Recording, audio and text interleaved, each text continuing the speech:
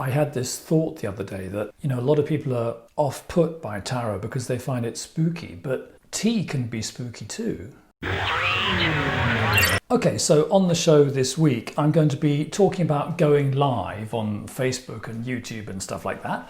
I'm going to be reviewing a book about tarot spreads, and I'm going to be taking a couple of requests and answering a couple of questions that came to me via Facebook. And in so doing, I will demonstrate one of the nicer spreads in the book.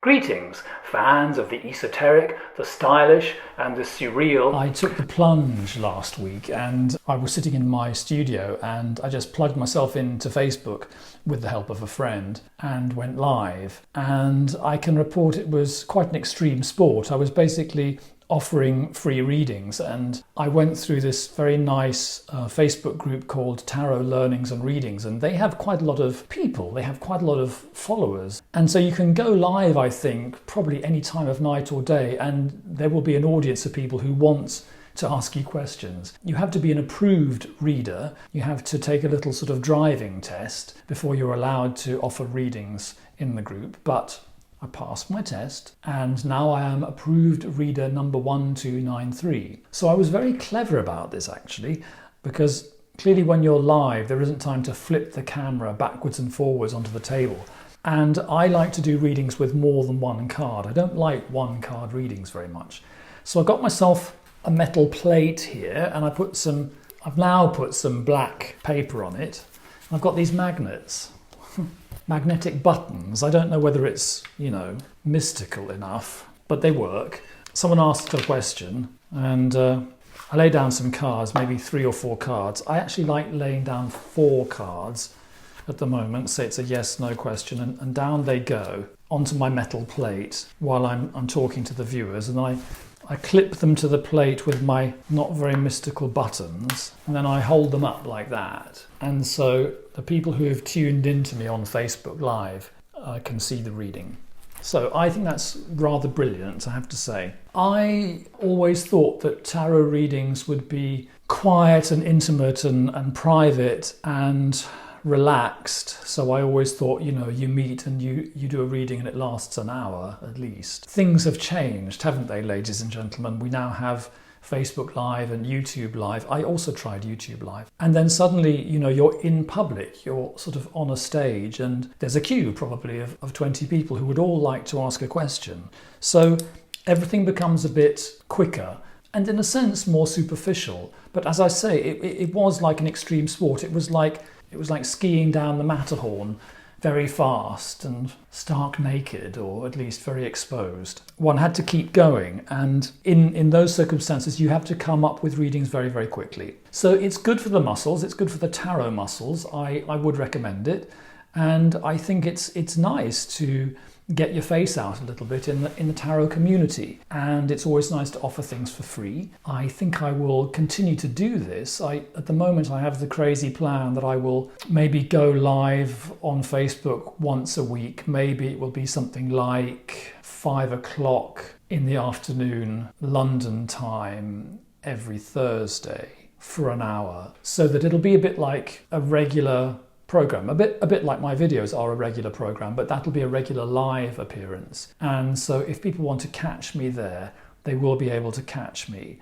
Let's say we'll do that. If that doesn't work out, I'll keep you posted on my Facebook page. People ask all sorts of very serious questions when they come to a tarot reader. A very common one is you've had a separation or a heartbreak and you want to know whether there is any future in that relationship. Maybe you're unemployed or you've lost your job and you want to know whether you're going to be working again in the near future. I feel a certain responsibility answering people questions like that as a psychic. I sometimes use spreads which offer 3 possibilities. If the person wants a yes or a no answer, I use a spread which will give yes, no, or the cards are not saying. So that, in a sense, gives the cards an opportunity to back away, and if they feel that it's not a good idea for the person to get a clear answer through an oracle to that question, then the answer can come up not saying. There were some very fundamental questions asked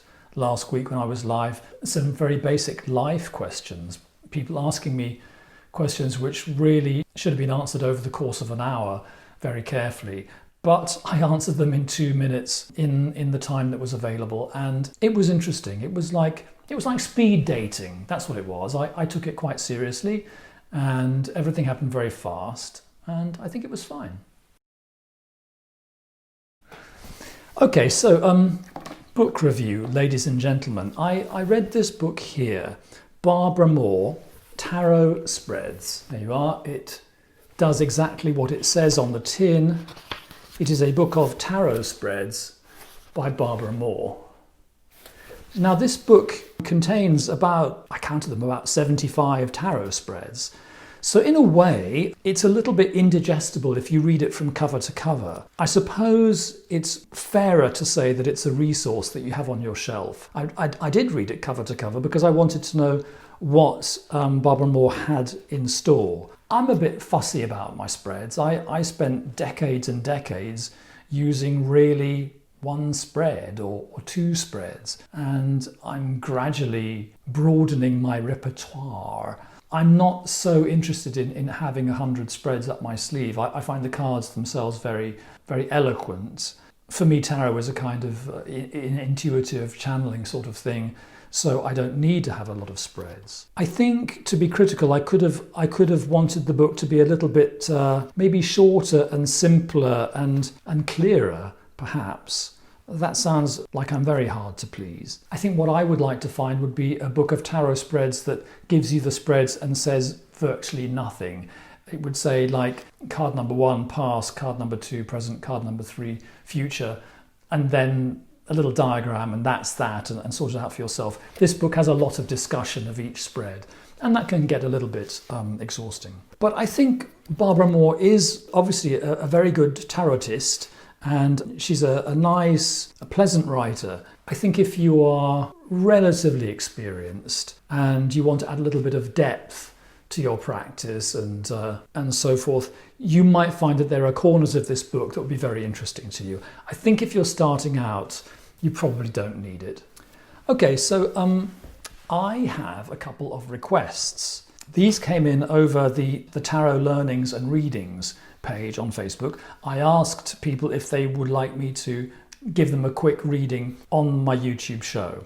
So what I've done is I've chosen a couple of questions which give us an opportunity to look at a spread. And so while I do the question, I will explain to you how the spread goes. A guy called Miroslav in the Czech Republic has asked this question: will me and my wife get together again? And if yes, when? Well, that's a very serious question.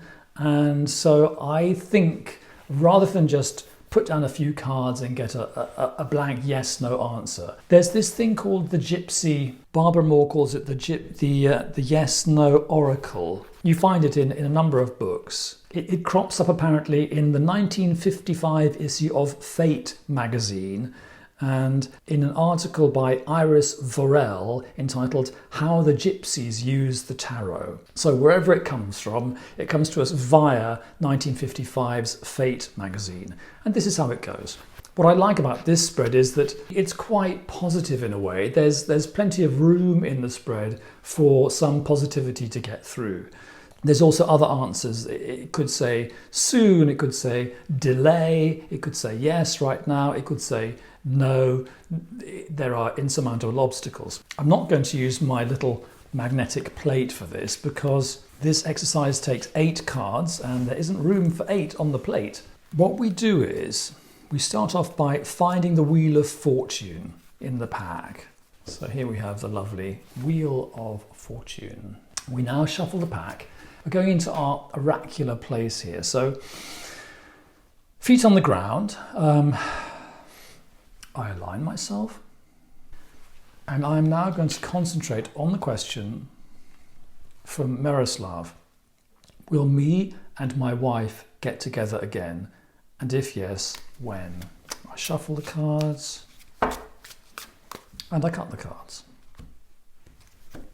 And I now take the top 7 cards off the pile, put the rest of the pack to one side, and I insert the Wheel of Fortune card into this little pack of 7 here. I now shuffle this little pack of 7. A bit difficult to shuffle such a small pack. Maybe I could just rummage them around on the table. Checking with Barbara Moore's blueprint, I will now lay 8 cards down on the table.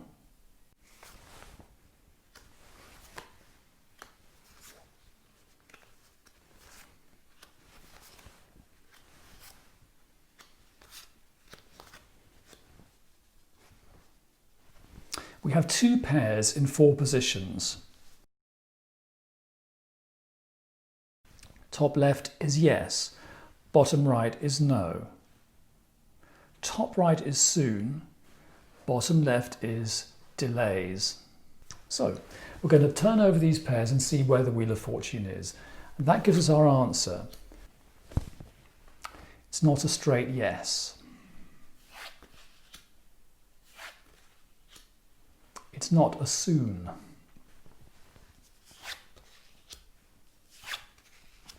It's not a delays. Okay, now turning over the last quadrant, the no quadrant. And there is our Wheel of Fortune, so it's a no. And as we all know, the future is not written in stone. Anything can happen. So what we're doing here is we're talking about probabilities and tendencies. Now Miroslav has asked the question. He's taken responsibility for that. So of these 4 possibilities, we have, in a sense, the most negative possibility. That's not to say there is absolutely no hope, but it may be that the cards want him to move on. And really, without having the client with me in the room, I can't say anything more than that. I've got another question from a lady called Farrah over in the Philippines, a long way away. And she has asked me, will I work this October? For this question, I'm not going to do this Gypsy Oracle. I'm not going to do yes, no, soon or delays, because Farrah wants to know about October and there's only 2 more weeks left. So I think it's a straight yes, no question. Let me shuffle up the cards again. Now, clearly the simplest way of answering yes/no questions with tarot cards is to shuffle the cards so that some of them are going to come up reversed and some of them upright. And then you can count up the reverse cards, count up the upright cards, and that way you get a yes/no. If you want to get a hard and fast yes/no, you need to use 3 or 5 cards, an odd number.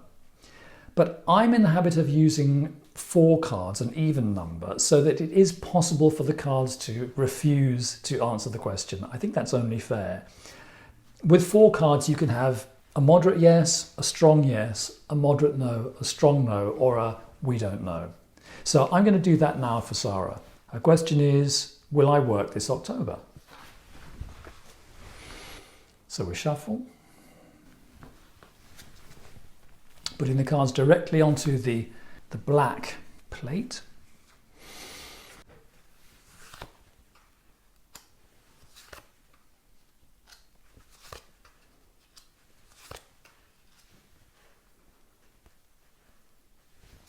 It's a no, Farrah. Hang on in there. Let me show you what I've got. We have 1 upright card and 3 reversals. So that counts as a moderately strong no.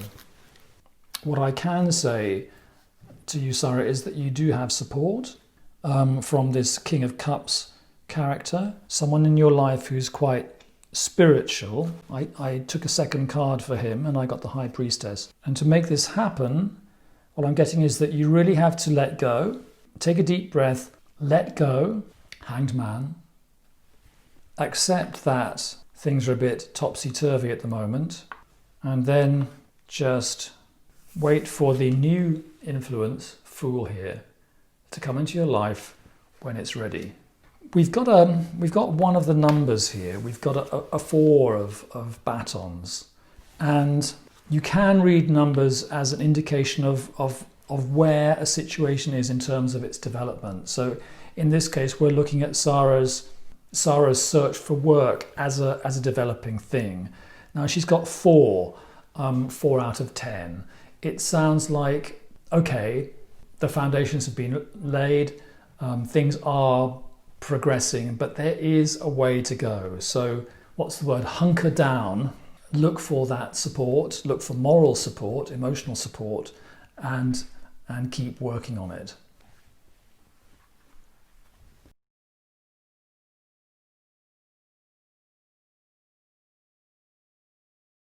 So here I am in the kitchen, innocently making a cup of tea. I put 1 scant teaspoon of green tea into the pot in the normal way. I pour boiling water over the tea, as one does. I set the timer for 5 or maybe 6 minutes in the normal way. 5 minutes later, I innocently pour the tea out. This is green tea, ladies and gentlemen. It's a nice light brew, okay? And I take the tea out of the pot.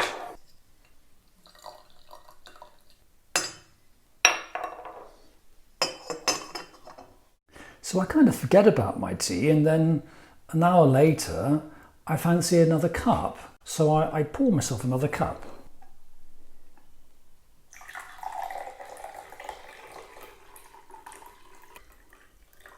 And that, ladies and gentlemen, I find so disturbing, because the tea is now actually stronger, even though it's been sitting there without any tea leaves in it. So if you think tarot is spooky, well...